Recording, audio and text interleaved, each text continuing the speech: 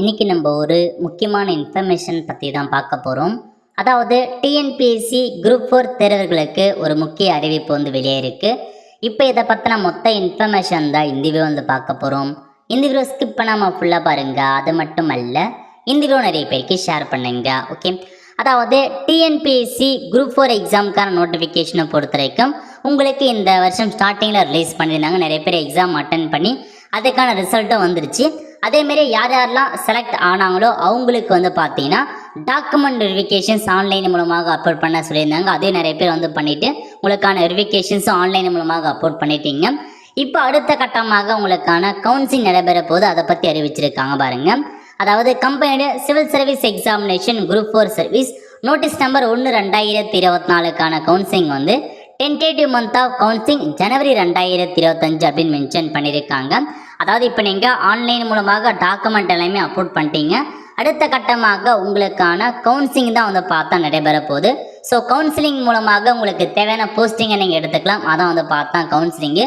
So first விஓக்கான பதிவு அந்த மாதிரி ஒவ்வொரு போஸ்டிங்க்கான கவுன்சிலிங் நடக்கும். ஒவ்வொருத்தரும் பார்த்தா அதுக்கான பதவியை நீங்கள் போய்ட்டு செலக்ட் பண்ணிக்கலாம்.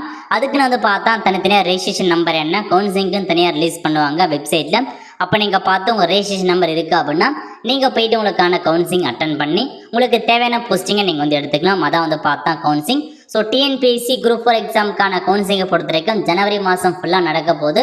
ஸோ அடுத்த அப்டேட்டுக்கு நீங்கள் வெயிட் பண்ணிட்டுருங்க.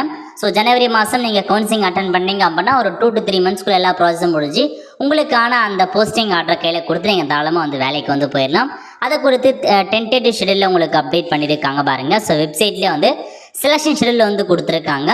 ஸோ டிஎன்பிஎஸ்சி குரூப் 4 நேராக போனீங்க அப்படின்னா ஜனவரி 2025 அப்படின்னு மென்ஷன் பண்ணியிருக்காங்க பாருங்கள். அதாவது publication of list of candidate admitted for PCV cum counselling அதுக்கு எப்போனா ஜனவரி 2025 அப்போ ரிலீஸ் பண்ணுவாங்க.